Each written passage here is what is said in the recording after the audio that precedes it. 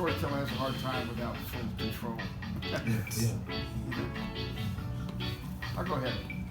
When the book comes out, if you Google my name, which is on the cover of my book, Robert Roskind, you'll see there are two Robert Roskinds on this planet. It's me and my cousin Bobby. My cousin Bobby runs a $2 billion publicly held company in Manhattan. He's a necktie guy. He lives in a big estate outside of New York City, and he drives in every day in a big limo to run his $2 billion company, but he drives into the big limo smoking a big joint.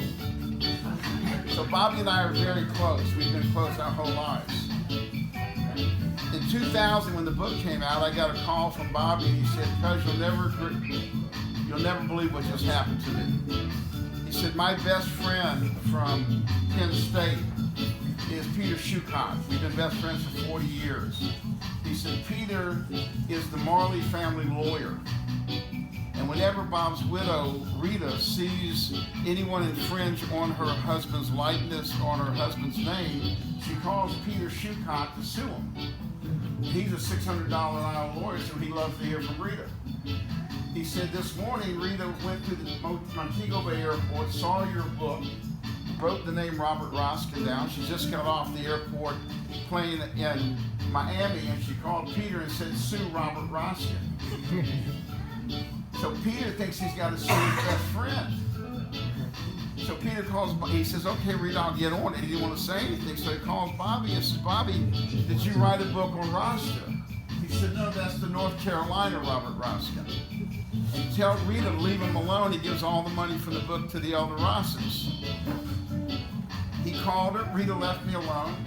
I ended up becoming very close friends with her. I went back and did 54 concerts throughout the ghettos of Jamaica, Montego Bay, Ocho Rios, Kingston, with their other conscious reggae artists, like Noble, that come from that root of Bob Marley.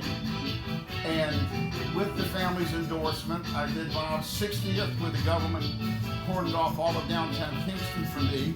And the Marley family brought the cake up there, and we had 2 million people watch it on every TV and radio station in Jamaica. And my 17-year-old daughter was the keynote speaker in front of 20,000 Jamaicans in front of her, and 2 million watching her at home. A white kid from Boone, North Carolina, in a peach-colored dress opened Bob Marley's concert. But she was exactly who needed to be there. The only way that all could have happened, the only way the 54 concerts could have happened, the only way the government of Jamaica could have turned Bob's 60th over to me would be if they didn't sue me. If they had sued me, I'd be persona non grata with the family. There was only one name that would have stopped that lawsuit. It was out of 7 billion people on the planet, there was only one name that could have possibly stopped that lawsuit. You see it? That was Robert Roskind. Any other name I'd have been sued. My daughter opens up the concert after a 60-piece orchestra plays the national anthem. She stood in front of the mic, and I'll just tell you quickly what she said, and then I'll turn it over to Noble. She's standing there, the crowd got dead quiet. They wanted to know what a 17-year-old girl in a peach-colored dress was doing in a almost totally black country, opening up Bob Marley's concert. She walks up to the mic and she says, "My parents been bringing me here since I was 13 years old. And I want you to know I will always be a better person for having known you, the Jamaican people.